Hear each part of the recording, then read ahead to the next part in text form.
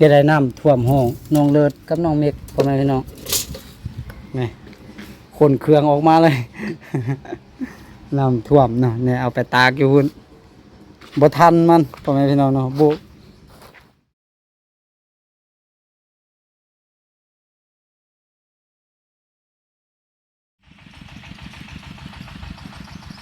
สบายดี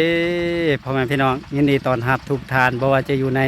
ประเทศต่างประเทศเนาะบาวลีก็ขอต้อนรับเข้าสู่ช่องของบาวลีอีกคือเก่าคือเดิมพ่อแม่พี่น้องกลับมื้อนี้เนาะมาพบพ่อกับ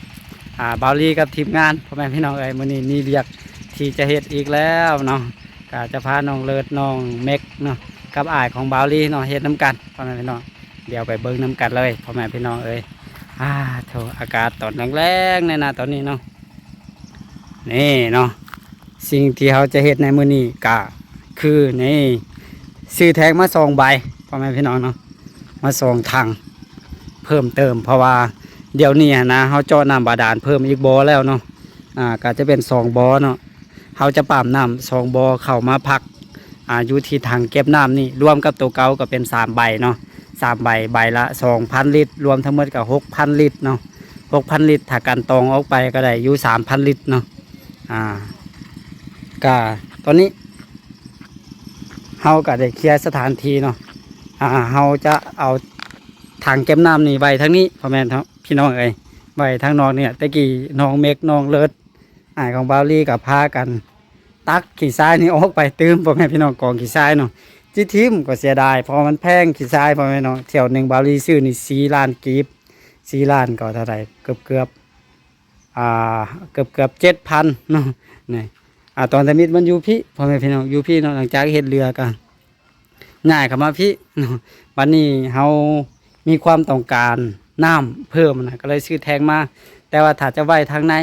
มันก็เต็มนะเฮาจะมาไว้นี่แล้วก็ในแผนต่อไปของเฮาก็คือจะเอาเหล็กเนาะมาใส่ข้างแล้วก็เอาตะนางใส่เนาะเฮ็ดแบบเอาตะนางใส่ตะนางเหล็กใส่นะเนาะตอนนี้ก็เอาทรายนี่ออกไปเป็นที่เรียบร้อยเนาะยังปูนอยู่นี่2 4 5 6 เป่าเนาะรวมกับตัวเก่าเฮาจะเอาแทงมาไว้อยู่นี่พ่อแม่พี่น้องแล้วก็แลนทอเข้าไปทางในเนาะอันนี้แมนเวียกที่เขาจะเฮ็ดในมื้อนี้แหละเม็กเลิศไปทางนั้นเม็กเลิศเม็กอยู่ใส่ปอเธอพุ่นอยู่พุ่นบ่เห็นหน้าตาหลายมือแล้ว FC คิดฮอดมาพี่พุ่นนู้ปอโถสบายดีสวัสดีเมื่อยบ่ตักกี่ทรายเมื่อยเลิศดูไปทางหลังเฮือนพื้นที่เนาะเดี๋ยวเขาช่วยกันเอาแทงน้ำลงมาตั้งป้าวันนี้เนาะเลิศไปทางเลิศบู๊ว่าเลิศไปทางใดพ่อแม่พี่น้องเอ้ยนะเดี๋ยวไปซอกเอิญมาก่อนพุ่นขี้ทรายเนาะเขาก็เอาผ้าบัดปูแล้วก็ปูยางดีเลยแหละรักษาไว้พ่อแม่พี่น้องมื้อหน้ามื้อไหนถ้าเขาหาเงินได้ก็ในปีต่อไปก็จะเฮ็ดกำแพงนะเพราะว่ารักษาความปลอดภัยเนาะพ่อแม่พี่น้องเรื่องนี้เขาเฮ็ดแบบการบริโภคเนาะก็เลยว่าค่อยเฮ็ดค่อยไปพ่อแม่พี่น้องแทง2,000 ลิตร2 ใบ ใบหนึ่ง6,500 บาทพ่อแม่พี่น้องเนาะบาวลีซื้ออยู่เมืองนี่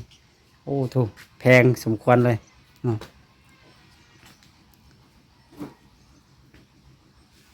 ท่อนี่โอ้ท่อใหญ่สมควรพ่อแม่พี่น้องท่อน้ำนี่เนาะสมพอน้ำบาดาลเฮาบ่เพียงพอเบิ่งบ่อต่อไปบ่อที่2นี่น่าจะโอเคอยู่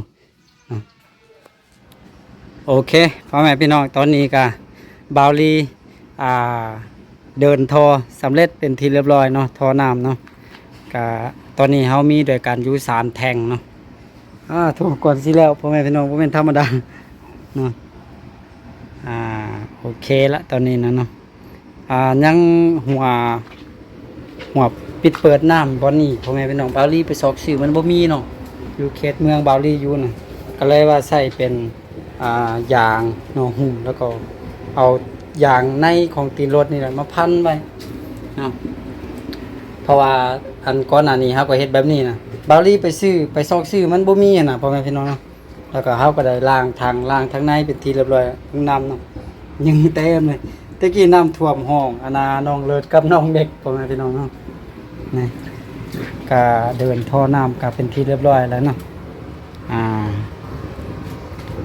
ส่วนว่าหัวบ่นี้พ่อแม่พี่น้องเฮาใส่ท่อปิดเปิดเอาไว้นี่เอาไว้ต่อกับปั๊มบ่แม่นปั๊มแม่นละปั๊มบาดาลบ่อที่2เนาะฮะกำลังเจาะนะเนาะเอาป้านี่เนาะเอาไว้เดินท่อตรงนั้นเนาะส่วนว่าทางนี้ก็คือเป็นบอนน้ำเนาะที่จะเข้าไปกันตองก็สมควรพ่อแม่พี่น้องเอ้ยเบาลีเปลี่ยนโทเนาะตัวนี้โทมันใหญ่เกินไปพ่อแม่พี่น้องเนาะเฮ็ดให้น้ำบาดาลบ่อนี่แห้งไวแล้วก็ยานปั๊มจะสดหั่นน่ะเนาะก็เลยว่าใส่เป็นโทซาวเนาะเปลี่ยนเมื่อวานนี้ไปซื้อมา15-16 เซนเนาะเปลี่ยนเอาโทใหญ่ๆนี่ออกมาเนาะยานมันปั๊มที่สดนะพ่อแม่พี่น้องเพราะปั๊มนี่เบาลีซื้อ 3,000 กว่าบาทเนาะปั๊มน้ำเนาะถ้ามันสดมากอะที่บุคุ้มนะ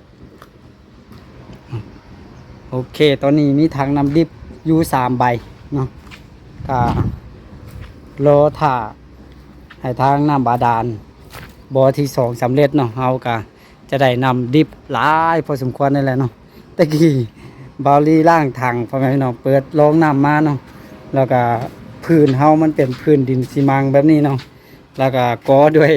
บล็อกแล้วยังบ่สาบเถื่อนะเนาะเวลานำยิงปุ๊บก็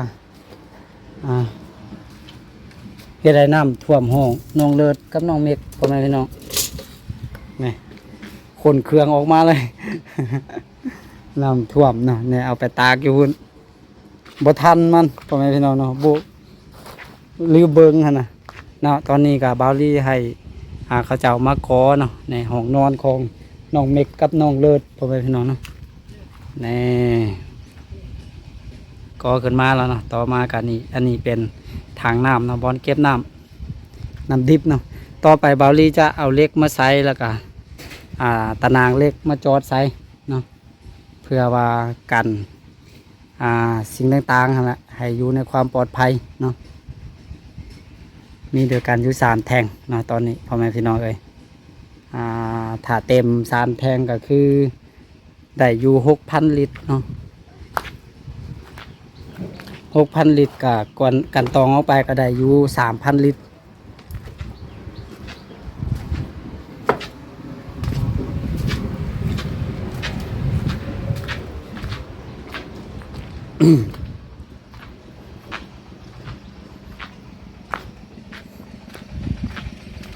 ส่วนทางนี้เนาะเพิ่นกำลังจอดน้ำบาดาลอยู่นี่บ่มอยู่เนาะเพิ่นเอาทอมาวางไว้แล้วเนาะ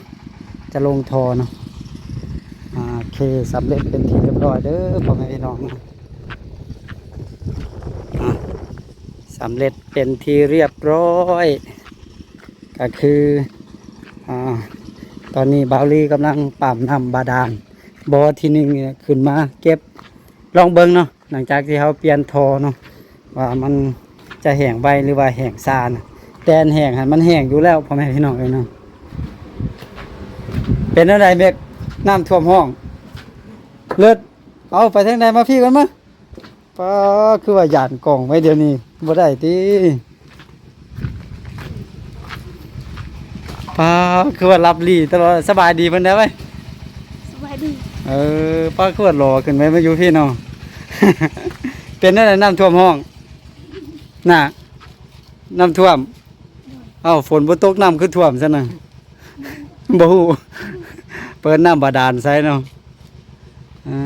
โถพุ่นพากันเอาเครื่องไปตากพุ่นบ่ถึกหลายติถึงหน่อยนึงติกำลังซื้อมาเนาะกำลังซื้อมาพอดีน้องเลิศห้องใส่เฮาว่าน้ำท่วมว่าซั่น ถ้าบ่ห้องใส่นี่มันเปียกหมดเฮาก็ลืมเบิ่งพ่อแม่พี่น้องเอ้ยส ส่วนทางนี้ก็เพิ่นเจ้าน้ำบาดาลอยู่พ่อแม่พี่น้องเนาะส่วนมะคล้องใส่ไก่เฮานี่ยังบ่สำเร็จเด้อพ่อแม่พี่น้องเพราะว่าเวียกเฮาเนาะเวียกเบาลีหลายแฮงแต่ก็นี่ได้ประมาณนี้แหละแต่ว่าตอนบางๆเฮาก็ค่อยเฮ็ดขนาดตัวนี้เนาะเวียกหลายแฮงเนาะนี่ทางนี้ก็เพิ่นเจ้าน้ำบาดาลนี่แหละบุมๆอยู่เนาะเป็นบ่อที่สองเพิ่นตามที่เพิ่นเจาะนี่เพิ่นแจ้งให้เฮาว่าบ่อนี่มีน้ำหลายเพิ่นว่าเนาะเจาะไปหน่อยนึงก็เห็นน้ำหลายแล้วนะแต่ก็ลองเบิ่งตัวจริงเนาะพ่อแม่พี่น้องเนาะ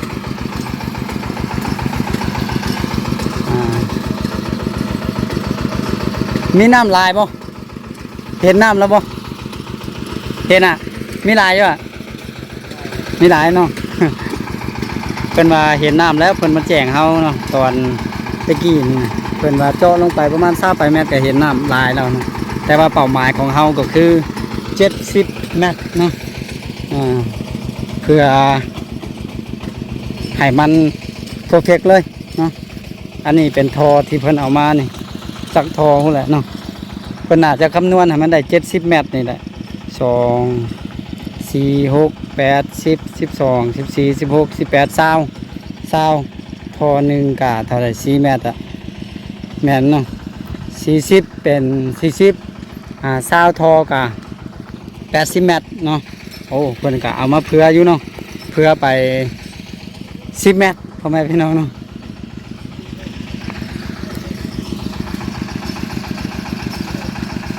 ตอนสวยๆฮ้อนๆแดดฮ้อนๆเลยตอนนี้เนาะ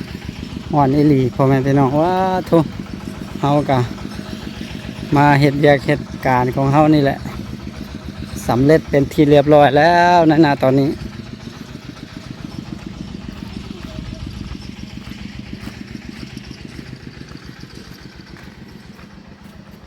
บาลีกำลังต่อน้ำใส่อยู่ต่อน้ำใส่ถังเนาะนี่ดังตื้อเนาะกะโอเคพ่อแม่พี่น้องสำหรับคลิปนี้เนาะบาลีกะมาอัปเดตให้พ่อแม่พี่น้องได้รับทราบน้ำกันเนาะก็คือตอนนี้บาลีเอาถังมาเพิ่มอีก2 ใบพ่อแม่พี่น้องเลยเพราะว่าถังเก่าหันมันบ่เพียงพอเนาะในการเก็บน้ำว่าบาลีกำลังเจาะน้ำเป็นบ่อที่2นะน้ำบาดาลเนาะก็เลยว่าเกี่ยมถังมาเติม2 ถังโดยกันเนาะแล้วก็บาลีก็ย้ายจากทางในมาตั้งอยู่ทางนอกเนาะก็เพื่อว่าให้ทางในมันกว้างขวางขึ้นนะเป็นบ่อนเก็บกระตุกน้ำเวลาที่เราอัดน้ำใสนะเนาะก็สำหรับเงินซื้อถังนี่ก็คือเป็นแม่ฮักของบาลีเนาะเพิ่นสนับสนุนก็คือเพิ่นให้เพิ่นลงทุนให้เฮาเฮ็ดเนาะก็ยังถังสแตนเลสอีกใบหนึ่งจะอาศัยทางในแต่ว่าบาลีซอกสิ่งมันบ่มีหั่นน่ะพ่อแม่พี่น้องบาลีว่าจะข้ามไปซื้อทางฝั่งประเทศไทยนะแต่ว่าบุฮูว่าจะเอามาได้บ่เพราะมันเป็นขนาดใหญ่หั่นนะเนาะถ้าว่าจะสร้างอยู่นครหลวงเวียงจันทน์มันก็ไกลเด้เนาะเอาก็กำลังคนคว้ากำลังสอบหาวิธีอยู่ว่าจะไปซื้ออยู่ใส่หั่นนะเนาะก็ตอนนี้ได้ทางนำดิบมาก่อน2 ใบเนาะขอขอบคุณขอบใจเนาะทางแม่น้อยที่ว่าสนับสนุนบาลีตลอดมานะก็ลงทุนลงห้อนให้กับบาลีเฮ็ดอันนี้เนาะก็ขอขอบคุณขอบใจเพิ่นคอยเพิ่นจงอยู่ดีมีแฮงอยู่ดีมีสุขร่ำรวยสุขภาพร่ำรวยเงินทองเนาะที่สำคัญบาลีก็ดีใจที่ว่าได้มีอาชีพเฮ็ดมันแบบมั่นคงหั่นน่ะพ่อแม่พี่น้องเนาะถ้าหากว่าบาลีปีกะขาแข็งแบบพอเอาตัวรอดอยู่ในบ้านในเมืองเพิ่นพอมีอยู่มีกินบาลีก็จะได้ช่วยเหลือคนได้หลายขึ้นหั่นน่ะเนาะก็โอเคสำหรับคลิปนี้บาลีขอตัวลาไปก่อนแล้วพบกันใหม่ในคลิปต่อไปส่วนว่าจะเป็นคลิปใดและอยู่ใส่ก็อย่าลืมให้กำลังใจกันคือเก่าคือเดิมสำหรับคลิปนี้บาลีขอตัวลาไปก่อนแล้วพบกันใหม่เนาะสบายดี